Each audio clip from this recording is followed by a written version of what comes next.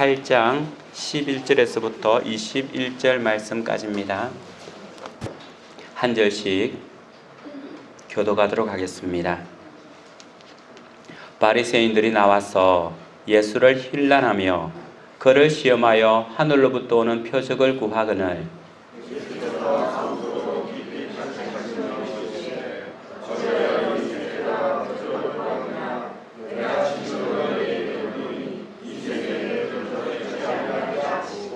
그들을 떠나 다시 배에 올라 건너편으로 가시니라.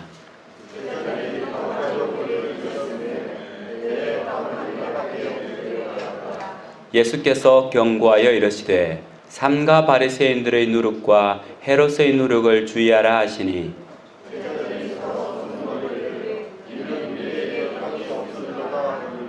예수께서 하시고 이르시되 너희가 어찌 떡이 없으므로 수군거리느냐 아직도 알지 못하며 깨닫지 못하느냐 너희 마음이 둔하냐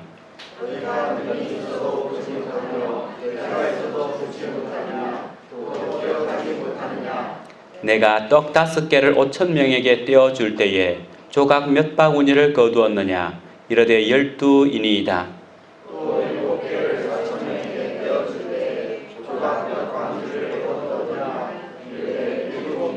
같이 읽겠습니다. 이르시되 아직도 깨닫지 못하느냐 하시니라. 아멘. 옆에 분과 인사를 같이 한번 나눌 건데요. 오늘은 좀 잘 기억하셔야 돼요. 어떤 인사를 좀 나눌까 하는데요. 여러분들이 좋은 것을 선택을 하면 돼요. 5가지가 있습니다. 우리가 평상시에 이 5가지 단어를 많이 사용했으면 좋겠는데 첫 번째는 감사합니다. 두 번째로는 사랑합니다. 세 번째로는 축복합니다. 다 기억하셨습니까? 감사축입니다. 다음으로는 미안합니다. 죄송합니다. 미안합니다. 마지막으로는 괜찮습니다. 단어를 사용할 건데요. 이 중에서 여러분들이 옆에 분에게 내가 어떤 말을 전할까? 이번 주 또는 근래에 생각하면서 감사합니다. 사랑합니다. 축복합니다. 미안합니다라고 할 부분은 별로 없죠. 미안합니다 또는 괜찮습니다. 옆에 분이 미안합니다라고 하면 괜찮아요 라고 해주면 될 것 같아요. 옆에 분에게 마음을 담았어. 앞에 사연, 이유는 말하지 않지만 마음을 담아서 마음을 꼭 한번 전해주시기 바랍니다. 인사 같이 나누겠습니다.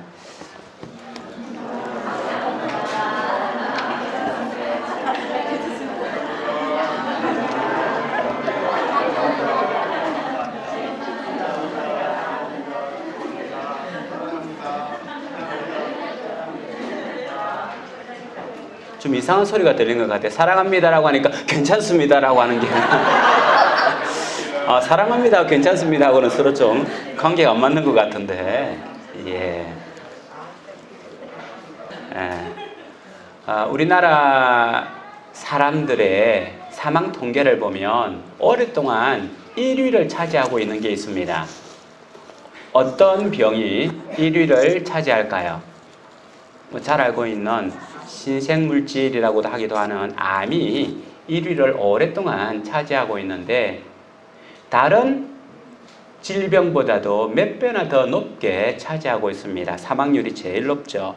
암세포는 우리 몸에서 불규칙적으로 만들어지는데 급속하게 만들어져요. 그래서 이 암세포가 우리가 제어하기 전에 또는 인식하지 못하는 가운데 급속도로 빠르게 만들어져서는 몸에 퍼지면서 우리를 힘들게 하고 어려움으로 겪게 만드는 겁니다. 그런데 우리 몸에는 하나님께서 참 좋은 구조를 만들어 두셨어요. 뭐냐면 우리가 갑자기 발생하는 암세포에 대해서 대처할 수 없는데 우리는 인지를 못하잖아요. 우리를 인지를 못하는데 하나님께서는 우리 몸 가운데 이것과 싸울 수 있는 또 다른 세포를 만들어 주셨는데 이게 뭐냐 하면은 킬러예요. 킬러. 어떤 킬러냐면 자연적으로 내추럴 킬러 셀이라고 하는데 자연적으로 죽이는 자연 살해 세포라고 그렇게 번역을 하더라고요. 그러니까 하나님께서 우리 몸속에서 자연적으로 살해할 수 있는, 죽일 수 있는 세포를 생성해 놓았다는 거예요. 그래서 암세포가 발생을 해서 급속도로 나오면 이 자연 살해 세포가 가가지고는 이것을 분별해가지고 하나하나 죽여나갑니다. 이것이 나오는 게 어떤 것이냐면은 간이나 골수에서 나오는 경우도 있고 우리 흉부, 가슴 쪽에서 나오는 게 있는데 간이나 골수에서 나오는 것을 NK라고 이야기를 한대요. NK는 내추럴 킬러라고 이야기하고 흉부는 NKT, 흉부에서 나온 데서 NKT 세포. 이렇게 해서 하나님께서는 우리 몸에 불규칙적으로 나오고 우리 몸을 해하게 하는 것을 막 잡아들일 수 있는 또 다른 세포를 하나님께서 만들어 두셨어요. 그런데 왜 암이 걸리느냐 하면 옛날에는 그렇게 생각을 했습니다. 저항력이 약해지고 몸이 약해지면 이 세포들이 발생을 할 때 이 세포들을 죽일 수 있는 힘이 없어서 그렇다라고 오랫동안 생각을 해왔어요. 그런데 근래에 발표된 의학계에 의하면 우리 몸이 힘들지 않고 건강한 사람도 암이 걸릴 수 있다는 겁니다. 왜냐하면 이 암세포는 굉장히 교활해가지고는 NK 곧 내추럴 킬러 세포가 다가오면 야, 난 너 친구야. 나 너와 똑같잖아. 라고 하면서 교란을 시킨대요. 자기가 NK와 NKT 세포에게 나는 너와 친구야. 너와 같은 종류야. 우리 같이 잘 지내보자. 라고 하면서 혼란을 시키고 교란을 시킨대요. 그러면 이 킬러 세포가 죽여야 되는데 여기에 판단을 잘못하고는 친구로 생각하고는 죽이지 않으면 이 암세포가 이제 몸에 달아붙고 번지면서 암에 걸린다는 겁니다. 그래서 암은 옛날에는 스트레스를 많이 받고 또는 저항력이 약하면 걸리는 걸로 알았는데 물론 그것이 큰 원인이 되는 것은 분명합니다. 하지만 건강한 사람도 걸릴 수 있다는 거죠. 왜냐하면 이 암세포는 다른 것을 쏘기는 그런 힘을 가지고 있기 때문에 그렇습니다. 우리 영적 암세포도 그래요. 우리의 영을 갉아먹는 것은 우리가 힘이 없을 때도 영적 공격을 받습니다. 한데 신앙이 좋은 사람이라고 하는 사람들, 경건한 사람이라고 하는 사람들도 지속해서 공격을 받고 쓰러질 수 있다는 거예요. 교란 작업을 통해서 야, 나는 너희 친구야. 나는 너와 비슷한 생각을 가지고 있어. 이렇게 교란 작업을 통해서 건강한 신앙생활을 하는 사람도 경계를 늦추면 순간적으로 당할 수 있는 것이 영적 세계입니다. 오늘 말씀해 보면 그 지난주 말씀과 이어지는 건데요. 예수님께서 작은 물고기 2마리와 빵 7개로 4,000명이 되는 사람들을 먹이고 그들을 배부르게 했죠. 기쁨을 줬습니다. 그리고 난 후에 예수님께서는 급하게 이 사람들 데리고 다른 마을로 들어가죠. 다른 마을로 달마누다라고 하는 마을로 떠나는데 그 마을에 들어서자 누가 예수님을 만나러 나왔냐 하면 오늘 말씀해 보면 바리새파 사람들이 예수님을 만나러 나왔더라라고 합니다. 이 바리새파 사람들은 일반 유대인들과 다르게 예수님이 어떤 분인가? 예수님이 하늘에서 오신 주의 말씀을 전하는 사람인데 그분의 말씀을 들어보자라고 하는 이런 순수한 마음으로 나온 것이 아니라 오늘 말씀해 보면 시비 걸기 위해서 여기 오신 분들 중에서 시비 걸러 오기 위한 분은 없잖아요. 시비 걸러 오는 것이 아니라는 거죠. 말씀을 듣기 위해서 오는데 이 바리새인들은 오늘 말씀해 보면 시비 걸기 위해서 논쟁하며 시비 걸기 위해서 나왔다라고 말씀하고 있습니다. 그리고 나서 그들이 와서는 무슨 말씀을 하고 있냐 하면 당신이 하나님께서 보내신 사람이 맞다면 우리에게 표징, 징표를 보여주십시오 라고 이야기를 해요. 오늘 나와 있는 이 표징, 징표는 헬라어로는 앞에서 사용하는 예수님께서 행했던 그 표징과 징표가 조금 다른 단어입니다. 이것은 당신이 하늘에서 왔다라고 하는 분명한 증거라고 하는 뜻을 가지고 있는데요. 실제로 예수님께서는 많은 증거를 보여줬습니다. 조금 전에 말씀드린 것처럼 이 앞의 사건은 물고기 두 마리와 떡 5개로 4,000명을 먹인 그 놀라운 사건을 통해서 주님께서 메시아다, 우리 예수님께서 하나님의 아들이다라고 하는 것을 분명히 주신 사건이에요. 무리를 거르시는 사건이나 눈먼 자를 떼우는 거나 들리지 않는 사람을 듣게 하는 거나 이 모든 사건이 하늘에서부터 내려온 표징입니다. 그런데 바리새인들은 왜 또다시 표징을 보여주라고 했을까요? 당신이 하늘에서 내려온 사람의 표징을 나에게 보여주십시오 라고 이야기를 했을까요? 그들의 의도는 다른 데 있었다는 거죠. 당신이 지금까지 보여준 것은 내가 믿을 수 없습니다. 우리가 받아들일 수 없습니다. 그러니 우리에게 또 다른 것을 보여주십시오. 사실은 이들은 믿기 위하여 보여달라는 것이 아니라 시비 걸기 위해서, 책 잡기 위해서, 고소하기 위해서 보여달라고 하는 거예요. 보여달라고 하는 본질적 이유가 다르다는 거죠. 우리가 예수님을 전도할 때에 어떤 사람은 하나님이 살아계셔요? 라고 순전한 마음으로 정말 살아계신가라고 궁금해서 묻는 사람이 있는가 하면 없는 건 내가 뻔히 아는데 왜 그딴 식의 이야기를 하는 거예요? 라고 생각하면서 공격적으로 오는 사람이 있어요. 그러면 앞에 있는 사람의 정말 진리가 궁금한 사람에게 우리의 복음을 전해주면 그들의 마음을 열고는 그래요 라고 하면서 교회에 대한 관심, 주님에 대한 관심을 가질 수 있지만 나는 그런 것 안 믿어요. 바로 바리새인들이 그와 같다는 거예요. 이미 안 믿기로 작정을 하고 예수님께 달려든 겁니다. 그리고 나서는 하늘에서부터 표징을 보여주십시오라고 했는데 이 표징은 뭐냐 하면 그들이 잘 알고 있는 옛날에 엘리야가 갈멜산에서 기도했더니만 하늘에서 불이 확 내려와가지고는 450명의 선지자를 불에 있는 재단을 확 태워버린 것처럼 하늘에서 불이 떨어지는 거 보여주십시오. 또 당신이 하나님에서 온 사람이라고 한다면 이사야가 기도했을 때 앞으로 가던 태양이 뒤로 물러갔던 것처럼 그런 능력을 한번 보여주십시오라고 하는 거예요. 무슨 말이냐 하면 우리는 결코 믿지 않겠습니다.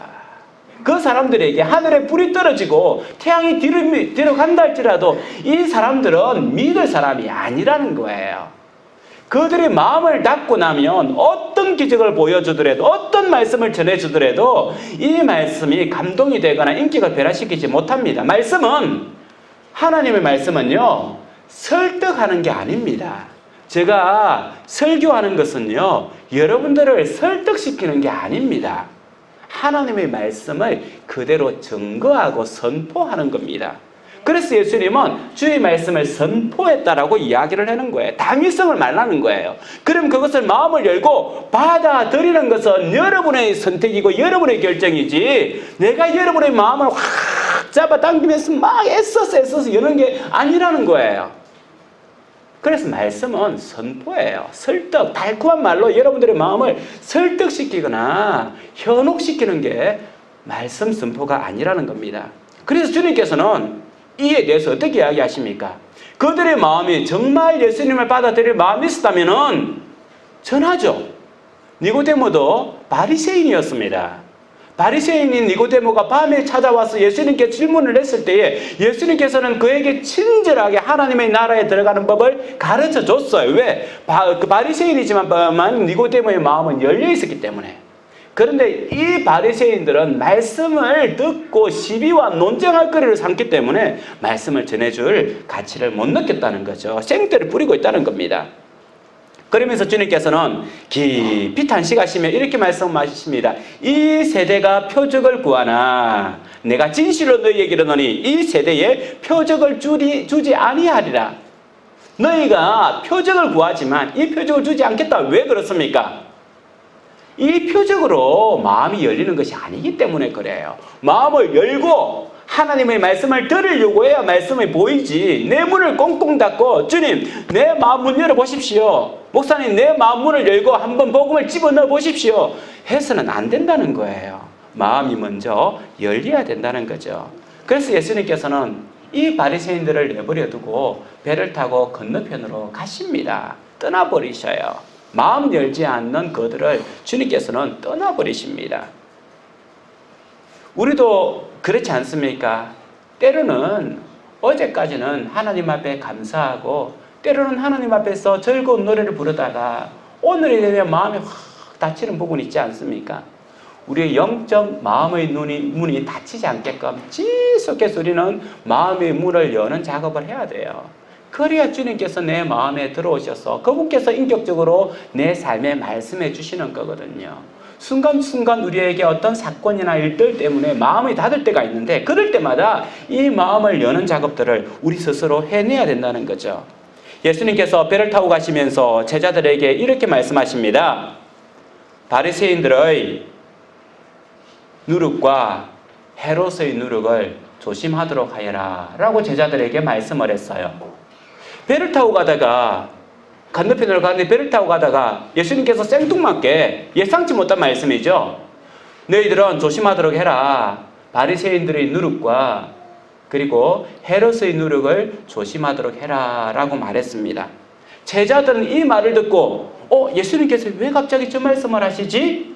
앞에 있는 바리새인 헤롯이라고 하는 단어를 듣기보다는 뭘 들었을까요? 누룩이라고 하는 단어를 들었습니다. 그들에게 굉장히 익숙한 단어죠. 우리 같은 경우에는 지금은 누룩이라고 하는 말을 안 써요. 효모라고 써죠. 그죠? 우리 빵을 하시는 분들 가게 앞에 보면 천년 효모 사용 그렇게 적어놨는데 이 바로 효모예요. 효모. 이 효모가 들어가야만 빵을 부풀게 해서는 맛있게 하는 거죠. 천년 효모를 요즘은 썼죠. 옛날에는 있어. 천년 효모가 아니라 가공 효모를 가지고는 빵을 부풀러 가지고 그렇게 했는데요. 요즘은 천년 효모를 쓰는 거예요. 천년 효모를 쓰면 더 맛이 있고 더 건강한 빵이 된다라고 이야기를 하죠. 그래서 효모를 이야기하니까 이 제자들은 뭘 딱 생각을 했냐면은 빵을 만드는 재료인데 우리가 빵을 가지고 오지 않아서 그렇게 했나? 라고 이야기하는 겁니다. 그래서 수근수근거리면서 제자들은 뭐라고 이야기하냐면 예수님께서 우리가 빵을 가지고 오지 않는 것을 눈치채신가 봐. 어떻게 하면 좋아? 예수님은 바리새인들의 누룩과 헤롯의 누룩을 조심해라 라고 했는데 조금 전에 말했듯이 제자들의 관심은 어디에 있냐면 빵에 있다는 겁니다. 누룩에 있다는 겁니다. 그래서 효모 이야기를 하니까 우리가 빵을 안 가져온 걸 예수님이 아셨나 봐. 어떻게 하면 좋아? 이렇게 이야기가 됐다는 거예요. 참 그렇죠. 사람들은요 자기에게 관심 있는 게 보여요. 오늘 여러분들이 성도님들이 들어올 때 여러분들이 표정을 보면서 뭘 봤습니까? 오늘 화장 이쁘게 했네. 우리 권사님 옷 이쁘게 입었네. 패션에 관심 있는 사람들은 그렇게 들어갈 거예요. 또 저분이 이렇게 얼굴이 환하게 피어있으면 오늘 마음이 참 편하고 좋은가 봐. 그런 어떤 외모에 관심이 있을 수 있고 또 그런데 어떤 분은요 일주일 동안 누구를 위해서 중보기도했으면 그분이 나타나면 뭘부터 보겠습니까? 저분에게 기도한 것이 이루어졌을까? 그런 거예요. 그분이 영의 상태에 대해서 관심이 있는 거예요. 목자로서 목원을 위해서 기도했을 때에 그 목원들이 나타날 때마다 마음이 확 밝아지는 거, 기쁜 거예요. 새가족이 왔을 때 우리가 일주일 동안 계속 기도를 하는데 기도하고 나서 새가족이 또 오면 마음이 확 밝아지는 거예요. 다른 사람들은 안 보이고 그 새가족만 확 차오르는 거예요. 결국은 내가 어디에 관심이 있느냐에 따라서 보이는 겁니다. 제자들은요 빵에 관심이 있었죠. 그래서 이 빵에 대해서 이야기하고 있습니다. 예수님의 제자들은 예수님이 하신 말씀을 오해하고 있는 거죠. 우리도 그렇습니다. 영적 분별력이 없으면 오해합니다. 주님께서 말씀해 주시는 것을 분명하게 깨닫지 못하고 오해를 한다는 거죠. 그래서 우리는 영적 분별력이 있기 위해서 깨어서 주님께서는 기도해야 되고 또 영적 분별력이 있을 수 있는 눈을 달라라고 지혜를 달라라고 우리는 기도해야 됩니다. 그러면 주님께서는 뭐라고 하셨습니까? 꾸짖지 않고 우리에게 넉넉히 주신다라고 말씀하셨어요. 왜? 영적 지혜가 있으면 하나님께 영광이요 우리에게 기쁨이기 때문에 영적 지혜를 달라라고 하면 하나님께서는 우리에게 기뻐하며 넉넉히 주신다라고 말씀하고 있습니다. 이 헤롯의 누룩과 바리새인들의 누룩을 이해하기 위해서는 이스라엘에 있어서 누룩의 개념을 잘 이해를 해야 돼요. 우리가 말하고 있는 것처럼 누룩, 곰팡이 종류죠. 그죠? 곰팡이 종류인데 누룩인데 이스라엘 백성들은 이 누룩의 역사가 오래됐습니다. BC 1446년 모세가 출애굽을 할 때에 지금으로부터 3,500년 전이죠. BC 1446년 이스라엘 백성들을 이끌고 애굽을 지금은 이집트입니다. 이집트를 탈출을 할 때에 하나님께서는 이 모세에게 말씀하셨습니다. 모세야, 너희가 떠나기 전에 빵을 먹는데 어떤 빵을 먹느냐 하면 누룩이 들어가지 않는 빵, 효모가 들어가지 않은 빵을 먹고 출발해라라고 하는 거예요. 왜 효모가 들어가지 않은 빵을 먹으라고 했을까요? 성경에 나와 있는 것은 효모를 집어넣으면 부풀러서 시간이 걸려요. 제가 보니까 천년 효모를 사용하는 집은 빠르면 3일, 길게는 10일 동안 부풀러야 된대요. 그래야 이것이 잘 부풀러가지고는 이 빵을 먹으면 이산화탄소가 없어가지고 소화도 잘 되고 맛도 좋고요. 그래서 그 효모에 따라서 빵의 맛도 달라진대요. 그래서 오늘 여러분들이 빵집에 가서 빵 먹을 때에 이건 천년 효모가 며칠 동안 삭힌 건가 생각하면 그 오래된 것일수록 소화가 잘 된대요. 그런데 지금 애굽을 탈출을 하는데 3일, 4일 동안 기다릴 수 없잖아요. 그만큼 시급하다는 겁니다. 너희가 시급하게 이 땅을 떠나라. 시급하게 애굽을 나와서 하나님께서 약속하신 그 땅으로 가라라고 하는 거예요. 이게 영적 명령입니다. 우리가 몸담고 있는 세상에서 시급하게 떠나야 되는 것이 영적 전쟁이라는 거죠. 그래서 머뭇거리지 말고 너희가 서 있는 자리에서 머뭇거리지 말고 시급하게 떠나라라고 하는 의미로 무교병, 효모가 들어가지 않은 빵을 먹으라는 겁니다. 그리고 유월절이 되면 대대로 이것을 먹는 거죠. 유월절만 되면 지금으로부터 한 3월이나 4월쯤 되면 유월절이 되는데 예수님께서 못 박히신 다음 날이 유월절이죠. 그때는 되면 그들은 이 유월절 평소에는 효모가 잘 들어간 딱딱하지 않은 부드러운 빵을 먹어요. 그런데 유월절이 되면 매년 유월절이 되면 딱딱한 빵을 먹어요. 그러면 아이들이 묻겠죠. 아빠, 왜 우리는 1년 동안 계속해서 맛있는 빵을 먹다가 왜 오늘은 이렇게 딱딱하고 맛이 없는 빵을 먹어야 돼? 나 안 먹을래. 하면은 아들아, 우리의 조상들이 옛날에 애굽에서 이러이러한 고통을 겪고 있을 때에 하나님께서 우리를 애굽으로부터 탈출시키셔서 그때 우리가 오랫동안 머물 수 없었기 때문에 하나님께서 시급하게 우리를 데려오기를 원했어. 그래서 우리에게 이 무교병을 효모가 들어가지 않은 이 딱딱한 빵을 먹으라고 했어. 우리가 세상을 살아갈 때도 그래. 죄로부터 악으로부터 벗어날 때는 시급하게 우리는 빠져나와야 돼. 머뭇머뭇거리면 안 돼. 이런 말씀을 전하는 교육의 도구로 사용했다는 거예요. 그래서 이스라엘 백성들은요, 1년에 이 무교병을 먹는 유월절이 있는 겁니다. 그런 역사를 가지고 있어요. 그리고 그리고 이제 이스라엘 사람들은 이것을 어떻게 지키냐 하면 하나님의 말씀이 있기 때문에 유교병에 빵을 만드는데 누룩이 들어가면 안 되잖아요. 그래서 이 사람들은요, 일주일 동안, 유월절이 되기 일주일 동안요, 어떻게 하냐 하면 올리브 기름, 비싼 기름이잖아요. 올리브 기름에 불을 붙여가지고는 일주일 내내 구석구석 대청소를 해요. 장롱 밑에도 누룩에 곰팡이가 있나, 천장 저 구석에 곰팡이가 있나, 장롱에 있는, 그때는 장롱도 없었겠지만, 장롱에 있는 곰팡이가 있나, 일주일 내내 구석구석 올리브 기름을 태워가면서 구석구석 다 찾아요. 그리고 이 누룩을 모아뒀다가 성전에서 제사장이 신호를 보내면 그 나라에 있는 사람들이 함께 이 누룩을 다 태워요. 이게 정결의식입니다. 그러니까 하나님 앞에서 우리는 이제는 누룩이 하나도 없는 순수한 백성입니다라고 하는 것을 선포하는 거예요. 그래서 이건 이스라엘 백성에 있어가지고 굉장히 중요한 의식입니다. 지금도 그렇다고 이야기를 해요. 지금도 직장생활하는 회사에서 그 사람이 원한다면 일주일 동안 휴가를 준대요. 누룩을 찾을 수 있는 시간을 준대요. 그러면 그 사람은요, 일주일 동안 회사도 가지 않고 집안 구석구석을 구석구석을 다 청소한대요. 효모, 이 누룩을 없애기 위해서. 굉장한 정결의식이죠. 누룩을 이렇게 제거하는 거예요. 하나도 남기지 않고 다 제거한다는 거예요. 이스라엘 백성들에게서는 이런 것이 바로 누룩의 역사입니다. 신약 성경에서는 뭐라고 이야기하냐 하면 고린도전서 5장 8절에 보면 이러므로 우리가 명절을 지키되 유월절이죠. 묵은 누룩으로도 말고 악하고 악의에 찬 누룩으로도 말고 누룩이 없이 오직 순전함과 진실함의 떡으로 하자.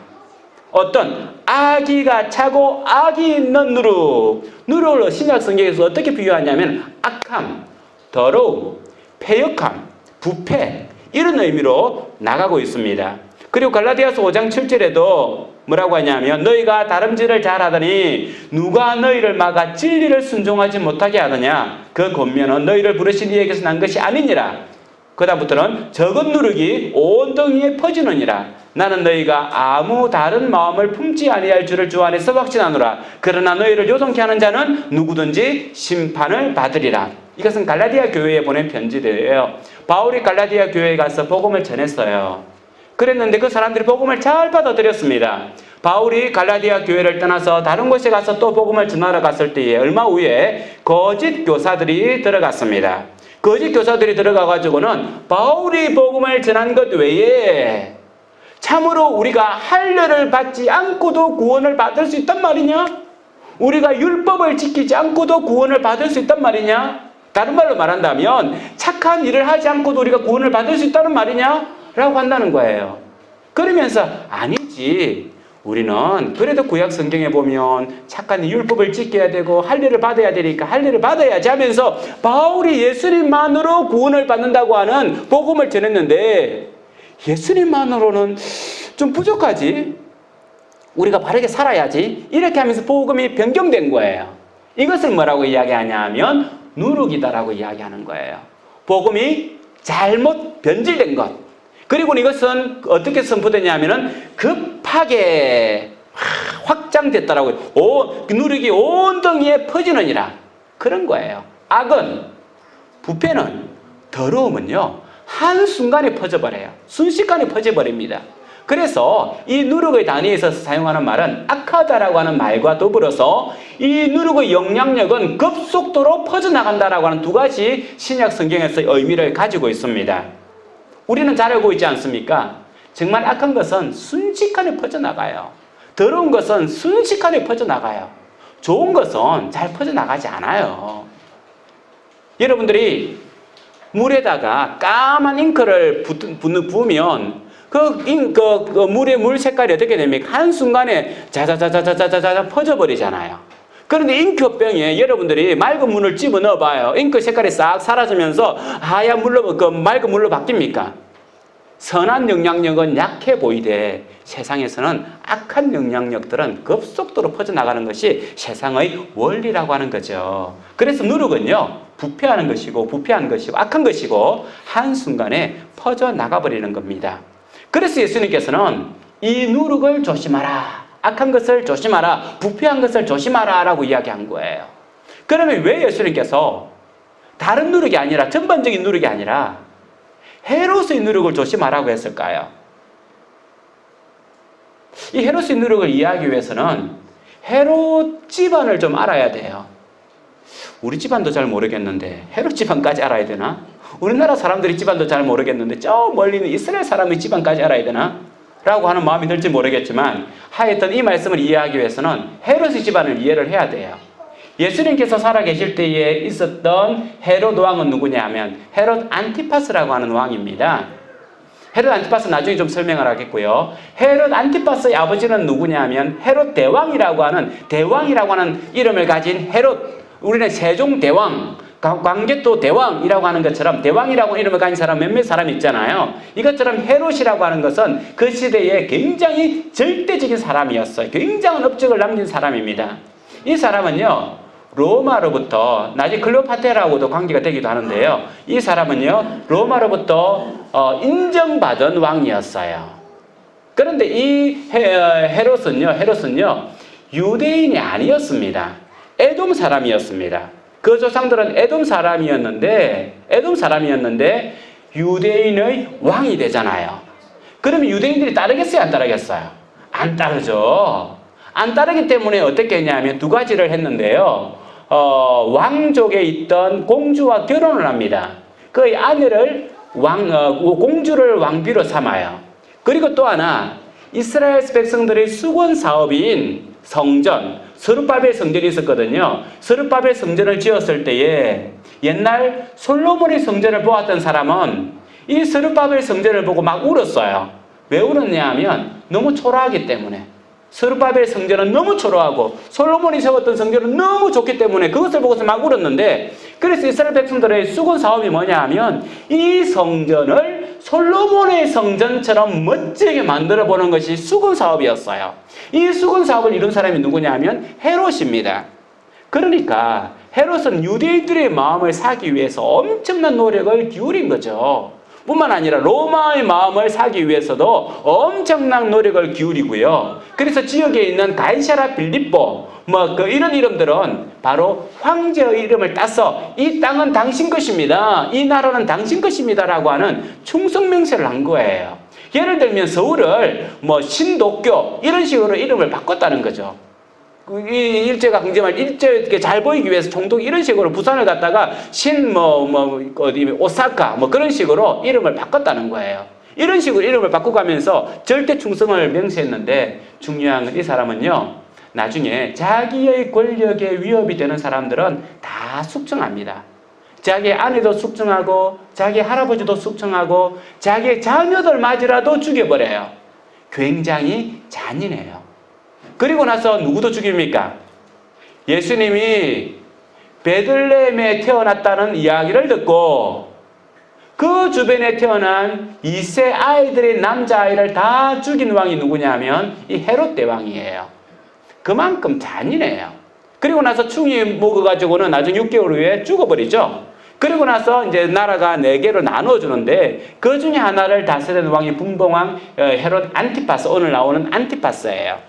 이 안티파스는 우리가 잘 알고 있는 것처럼 자기에게 아내가 있었는데 아내를 보내버리고 자기 이복 동생의 아내인 헤로디아를 자기 아내로 불러들였어요. 그러니까 자기 본래 있는 아내를 보내버리고 헤로디아를 아내로 맞아들였는데 이걸 갖다가 보고 세례 요한이 뭐라고 이야기하냐면 회개하라고 자꾸 외치니까 어떻게 합니까? 이 세례 요한을 감옥에다가 집어넣어버리고 나중에 헤로디아가 요구에 의해서 세례 요한의 목을 잘라서 죽여버리는 시대적 선지자를 그렇게 해서 죽여버려요. 뿐만 아니라 예수님께서 나중에 심판받으러 올 때에 헤롯 왕에게 오잖아요. 그리고 나서는 이 정치적 입지 때문에 자기가 어떻게 하지를 못하고 빌라도에게 보내버리죠. 십자가에 못 박는 주범인 중에 한 사람이 바로 이 헤롯 안티파스예요. 여기서 말하고 있는 헤롯의 누룩이라고 하는 것은 바로 이 헤롯 가문을 이해야만 가능한 거예요. 굉장히 세속주의를 가리켜요. 권력과 힘을 얻기 위해서 모든 것을 희생하고 따라가는 세속주의의 상징이 바로 이 헤롯 가정이었습니다. 세속주의를 조심하라라고 말씀하고 있습니다. 우리에게는 교회는 급속도로 세속주의가 들어오고 있죠. 지금도 그렇습니다. 너무 지금 세상에 세속화되고 있죠. 안타깝습니다. 그것이 안타까운 거죠. 우리는 교회의 세속화뿐만 아니라 개인의 세속화도 우리는 고민해야 되는 거죠. 우리가 학교 생활할 때도 정직해야 된다, 발라야 된다, 하나님 앞에서라고 하는 마음으로 했는데 세상은 그렇지 않다는 거죠. 그런데 많은 그리스도인들이 다 그렇게 산다고 한다면 왜 그런 법이 안 만들어지겠습니까? 그런 회개가 왜 안 만들어지겠습니까? 세상은 그렇다 할지라도 우리는 그러면 안 된다라고 하는 것이 그리스도인이 되어야 된다는 거죠. 우리는 세상을 따라가는 사람들이 아니라 하나님의 법을 따라가야 되는 거예요. 관습에 따라서, 업종의 관습에 따라서 사는 것이 아니라 이것이 하나님 앞에 정직하지 못하고 누군가가 피해를 받고 어려움을 당한다고 한다면 그 관습을 바꾸어야죠. 그리스도인들이 바꿔나가야 되는 거죠. 우리는 세속주의에 물들면 안 돼요. 관습에 따라서, 업종의 관습에 따라서 세상이 다 그렇게 하는데 내만 고고하게 살아야 되나? 다 그렇게 하잖아. 다 그렇게 하잖아. 이 유혹의 말에 모든 사람이 너의 친구잖아, 악기 너의 친구자라고 하는 암세포가 달아붙는 것을 그냥 눈 감고 있으면 안 된다는, 내 영이 죽는다는 거예요. 다 친구잖아. 너와 나의 생각은 같아. 이것이 우리를 유혹하는 단어가 된다는 거죠. 그래서 바울 사도는 뭐라고 하냐면 우리가 살아도 주를 위하여 살고 죽어도 주를 위하여 죽나니 그러므로 사나 죽으나 우리가 주의 것이로다. 사나 죽으나 우리가 주의 것이로다. 너희가 먹든지 마시든지 무엇을 하든지 다 하나님의 영광을 위하여 하라. 세상의 관습, 업종의 관습, 세상에 따라 사는 것이 아니라 하나님의 법을 따라 사는 사람들입니다. 그래서 우리는 우리에게 따라오는 순간순간의 세속을 보면서 다 그러잖아, 다 그렇게 하잖아 라고 하는 것이 아니라 나는 그렇게 하면 안 돼. 주의 말씀이 허용하지 않는 부분이야. 우리는 우리 스스로를 견책하면서 질책하면서 경계하고 주님께서는 이것에 대해서 조심해라 라고 말씀하고 있는 거죠. 두 번째로는 바리새인들의 누룩입니다. 바리새인들 우리가 잘 알고 있는 것처럼 종교 지도자죠. 종교 지도자입니다. 이 시대 종교 지도자에게 행하는 말일 거예요. 목사인 저에게 행하는 말이고 우리 권사님과 우리 안수 집사님들에게 행하는 말씀일 겁니다. 바리새인들은 실제로는요, 이스라엘의 종교를 지킨 사람입니다. 그 시대에 로마와 그리스 문화가 융합된 헬라니즘이 들어왔을 때에, 헬라니즘은 지금 이 시대로 말하면 모든 것은 좋아, 좋은 게 좋은 거야, 이게 이 사상이에요. 좋은 게 좋은 거야. 포용주의예요. 포용주의. 헬라니즘 문화는 포용주의. 이 문화도 좋고 저 문화도 좋고 저 문화도 좋고 다 포용하는 것이 포용주의, 헬라니즘 문화예요. 그러니까 애매하게 들어왔어요. 그러면서 유대에도 포용주의가 들어왔는데, 그런데 이 종교가 변질되기 시작하는 거예요. 유대교가 변질되기 시작하는 거예요. 이때에 바리새인들이 하나님을 믿는 것은 이건 아니야, 하나님의 말씀은 그렇게 말하고 있지 않아 라고 이야기하면서 포용주의, 세속주의, 세상주의, 다른 말하면 세상주의, 세속주의의 반기를 번쩍 든 사람이 누구냐 하면 이 바리새인들이에요. 그래서 유대인들이 철저하게 종교 중심적으로 살아갈 수 있게끔 한 사람들이 바로 바리새인들입니다. 그런데 주님께서는 이렇게 열심히 있는 바리새인들에게 주님께서는 뭐라고 하냐면 이들의 누룩도 조심해라, 이들의 악도 조심해라 라고 말하고 있는 거죠. 이들의 누룩이 뭡니까? 병영구절의 마태복음 16장 11절에서는 똑같은 사건을 말하면서 이렇게 기록하고 있습니다. 어찌 내 말한 것이 떡에 관함이 아닌 줄을 깨닫지 못하느냐? 제자들에게 말하는 거예요. 내가 지금 말하는 것은 떡이 이야기가 아니야. 오직 바리새인과 사두개인들의 누룩을 조심하라. 그제서야 제자들이 떡의 누룩이 아니요 바리새인과 사두개인들의 교훈을 삼가하라고 하는 것을 깨달았더라. 바리새인들의 교훈이 누룩이라는 겁니다. 바리새인들의 교훈이 왜 누룩입니까? 하나님 말씀대로 살라고 하는데 왜 그게 누룩이라는 거예요? 왜 그게 부패했다는 겁니까? 누가복음 12장 1절에 보면 그동안에 무리 수만 명이 모여 서로 바필 만큼 되었더니 예수께서 먼저 제자들에게 이르시되 바리새인의 누룩 곧 외식을 주의하라. 바리새인들의 윗선, 외식을 주의하라 라고 말씀하고 있습니다. 그리고 마태복음 23장 27절에는 화 있을진저 외식하는 서기관들과 바리새인들이여 회칠한 무덤 같으니 겉으로는 아름답게 보이나 그 안에는 죽은 사람의 뼈와 모든 더러운 것이 가득하도다. 지금 말하면 공동묘지에 가면 파란 푸른 잔디가 나와가지고 아주 예쁘게 있잖아요. 거기 소풍 가기도 하고 옛날에는 거기 소풍 가서 놀기도 하고 다 그랬겠는데 이 파란 잔디가 있는 것에 올라가기도 놀기도 하고 옆에서 놀기도 하고 아주 삐삐도 뽑아 먹기도 하고 재밌게 아이들이 노는데요. 근데 어느 누구도 그 무덤을 파고 그 안에 들어갈 사람 생각하는 사람은 아무도 없죠. 왜 그렇습니까? 그 속에는 시체 썩은 게 있기 때문에, 무섭기 때문에, 더럽기 때문에. 아무도 그 무덤 바깥에서는 논다 할지라도 무덤을 파고 들어가서 그 안에서 놀려고 하는 사람은 없어요. 바로 이게 윗선이라. 이스라엘 외치란 무덤은 그래요. 이스라엘 백성들이 평토장에다가 땅을 파가지고 시체를 묻고 나서는 그 위에다가 회치를 쫙 해서 평토장을 만들어버려요. 그러면 표가 안 나요. 회치를 했기 때문에 이런 회치란, 이건 지금 시멘트인데요. 하얀 회치를 했기 때문에 깨끗해요. 하지만 그 속에는 죽은 시체가 있다는 거죠. 썩은 시체물이 있다는 거죠. 이와 같다는 거예요. 외식하는 사람들, 위선하는 사람들이 입에서는 하나님의 율법을 지켜야 되고 말씀을 지켜야 되고 세상을 따라가면 안 되고 우리는 절대적으로 그렇게 해야 됩니다라고 이야기하지만 이 바리새인들의 마음속에는 더러움이 가득 찼다는 겁니다. 왜 더러움이 가득 찼습니까? 바로 이들이 앞에서 행한 것을 통해서 알 수 있어요. 이들은요, 하나님의 말씀, 예수님이 전한 하나님의 말씀을 받아들이고 싶지 않았습니다. 그들이 생각하는 하나님의 말씀은요, 유대인들의 말씀이었어요. 우리 유대인들, 다른 말로 말한다면 적어도 우리처럼 사는 사람이 천국에 들어가지 적간 것들이 천국에 들어간다고? 라고 하는 마음이었어요. 창녀들이 천국에 들어간다고? 저렇게 병들어서 천국에 들어간다고? 저렇게 가난한 사람이 천국에 들어간다고? 저렇게 주일도 지키지 않은 사람이 천국에 들어간다고? 저렇게 하나님의 말씀을 외우지도 못하는 저 사람들이, 저 천박한 저 사람들도 천국에 들어간다고? 말도 안 돼. 이게 바로 바리새인들의 생각이었습니다. 적어도 나와 같은 사람이 적어도 내 수준은 돼야 천국에 들어가지. 이게 바로 바리새인들의 마음이었어요. 그런데 예수님께서는 오셔가지고 어떻게 합니까? 병든 사람들, 가난한 사람들, 창녀들, 죄인들, 그들과 함께 먹고 마시면서 복음을 나누고 형제처럼 친구처럼 지내니까 예수님의 복음을 받아들일 수가 없었던 거죠. 혹시 우리 마음속에 그렇지 않습니까?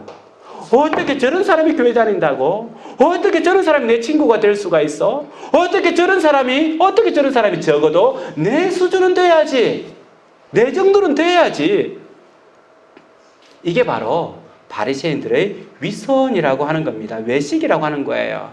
그런데 무서운 말씀은 그 다음 말씀입니다. 23장, 마태복음 23장 13절에 이렇게 기록하고 있습니다. 화 있을진저 외식하는 서기관들과 바리새인들이여, 너희는 천국 문을 사람들 앞에서 닫고 너희도 들어가지 않고 들어가려 하는 자도 들어가지 못하게 하는도다. 이 사람들이 무슨 말이냐 하면 교회 앞에 딱 붙어 서가지고는요, 문을 딱 닫고는 못 들어가. 당신 같은 사람은 못 들어가. 당신 같은 사람은 교회 못 들어가. 딱 버티고 있는 거예요. 그러면서 자기도 못 들어가는 거예요. 자기도 죽이고 다른 사람도 죽이는 게 위선자라는 겁니다. 위선자. 그래서 저는 참 저 자신이 굉장히 때로는 안타까울 때가 많이 있습니다. 제가 외식하지 않는가. 제가 이렇게 복음을 전하면서도 어떤 성도님들 중에서 그런 마음을 우리 한빛교회 성도님들은 그런 사람이 한 명도 없어서 너무너무 감사해요. 제가 착각인지는 모르겠지만, 목사님 자기도 지키지 못하면서 뭐 저런 말씀을 오랫동안 하셔. 벌써 시간이 얼마나 지났는데 그만하고 내려오시지. 웃는 분들은 비슷한 마음 품으신 것 같은데. 그래요. 목사는 처음에 말씀을 드린 것처럼 저도 찔림이 많아요. 앉아서 기도하고 할 찔림이 많은데, 중요한 건 목사는요, 지키는 말씀을 전하는 것이 아니라 말 그대로 하나님의 말씀을 전하는 거예요. 여러분들이 천국문에 들어가는 것을 적어도 막지는 않아야 되는 것이 목사예요. 그래서 복음은 복음답게 전해야 되는 거예요. 마틴 로저스 목사님 뭐라고 했냐면, 그 사람의 삶이 잘못되었다 할지라도 그 사람의 복음이 바르다고 하면 그 사람은 목사다라고 이야기를 했어요. 무슨 말이냐면, 목사라고 해서 바른 삶, 올바른 삶, 거룩한 삶 다 살 수가 없어요. 하지만 그 입에서 전하는 복음이 진짜 복음이라고 한다면 그 사람은 목사다라고 하는 거예요. 그래서 그런 거예요. 다른 사람은 들어갈 수 있게끔 복음은 바르게 선포되어야 되는 게, 예를 들면 내 삶과 내 생활을 이야기한다면요, 저는 복음을 전할 수가 없죠. 왜곡해서 복음을 전해야 돼. 제 수준에 맞게끔. 그런데 내 수준에 맞는 것이 복음이 아니잖아요. 복음은 예수님의 수준인 겁니다. 그래서 저도 회개하지만, 그래서 복음은 복음답게 선포할 수밖에 없는 겁니다. 속으로 욕하지 말라는 말입니다. 우리도 이것이 그렇습니다. 우리가 의롭다라고 칭한 것은요, 하나님 앞에서 의롭다는 거예요. 하나님께서 우리에게 의의 옷을 입혀주셨죠. 의의 옷을 입혀주셨지 내 속까지 다 의롭게 만든 것은 아니에요. 내가 예수님 믿어도 이렇게 이럴 수 있어? 내가 예수님 믿는데 이런 더러운 마음을 가질 수 있어? 가질 수 있어요. 예수님께서 우리에게 주신 것은 의의 옷을 입혀줬어요. 이 의의 옷을 입혀줬으니까 이제 우리는 어떻게 해야 됩니까? 옷에 맞는 삶을 살아가는 중이에요. 왕복을 입었으면 왕같이 행동을 해야 되고요. 전쟁에 나가는 장군의 옷을 입었으면 장군의 행위를 해야 되고요. 병사의 옷을 입었으면 병사의 옷을 하면서 훈련받으면서 해나가는 과정이에요. 우리는 다 거룩하기 때문에, 다 의롭하기 때문에, 그러기 때문에 다른 사람들의 부족함도, 다른 사람의 연약함도, 다른 사람의 모자람도 허용하고 인정하고 받아줘야 되는 거예요. 내 정도 돼야지. 이게 바로 큰 영적 걸림돌입니다. 이것이 바로 우리를 죽인다는 거예요. 말씀을 맺도록 하겠습니다. 그런데 이 말씀을 보면서 한 가지 이상한 말씀이 하나 있습니다. 8장 14절 말씀을 같이 한번 읽어보겠습니다. 시작.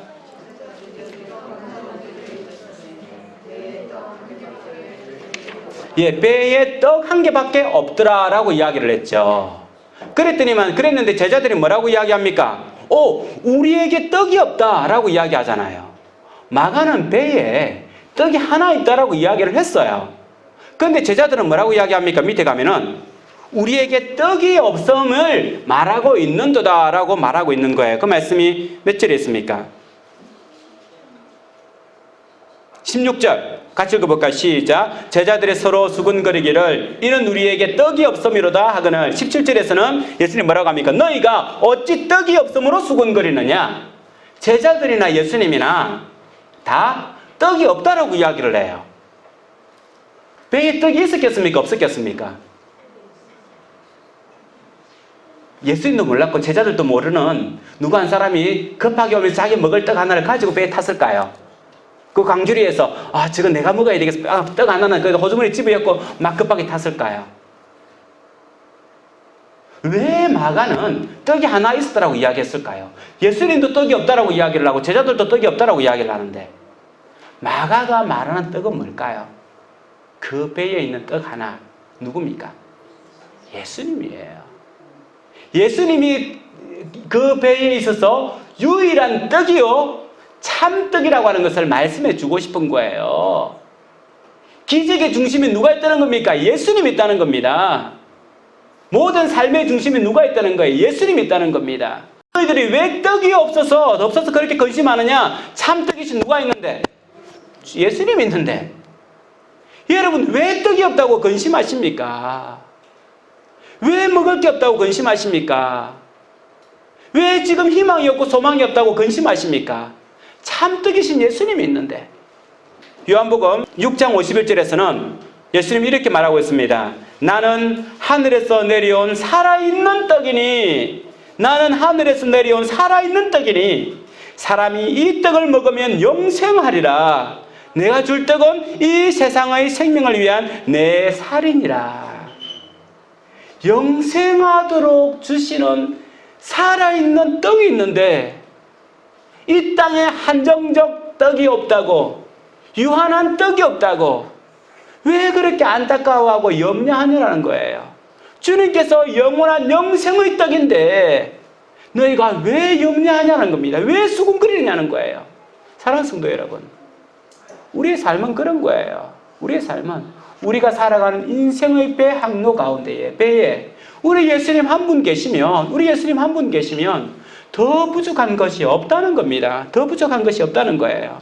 우리의 모든 우선 삶의 우선순위 예수님이 계시면 다른 것이 좀 부족하고 다른 것이 좀 연약하고 나에게 재주가 없고 내 몸이 힘들고 내 삶이 고달프더라도 괜찮다는 겁니다. 배 가운데 예수님이 계시면, 내 인생의 배 가운데 예수님이 계시면, 눈에 보이는 것은 없다 할지라도 영생의 떡이신 예수님이 계시면 괜찮다는 거예요. 괜찮다는 겁니다. 사랑하는 성도 여러분, 여기까지 잘 오셨어요. 힘든 게 있고 어려운 게 있고 고달픈 시간이 있다 할지라도 이 자리에 잘 오셨습니다. 이 자리에 오신 것은 우리 예수님께서 여러분들의 인생의 주인이 되시고 인생의 선장이 되시고 유일한 영생의 떡이 되신다라고 하는 말씀을 여러분에게 들려주기 위해서 그렇습니다. 일주일의 삶을 살아가면서 우리는 누룩을 제거해야 됩니다. 계속해서 공격해오는 세속주의와 우리 교만과 우리 약함을 제거하는 작업들, 정말 이스라엘 백성들이 일주일 동안 휴가를 내고 그 누룩을 제거하기 위해서 구석구석을 찾아 헤매는 것처럼 우리 삶에 더럽고 추악한 부분이 없나 그것을 제거해야 돼요. 그리고 그 자리에 누구를 채워야 합니까? 예수 그리스도, 그분을 채워야 되는 겁니다. 제거된 그 자리에 예수님께서 존재하실 때, 예수님께서 앉아 계실 때에 우리의 삶이 희망이 있고 우리의 삶이 능력 있는 삶이 되는 겁니다. 이런 삶을 살아가는 우리 모두가 되기를 주님의 이름으로 축원합니다.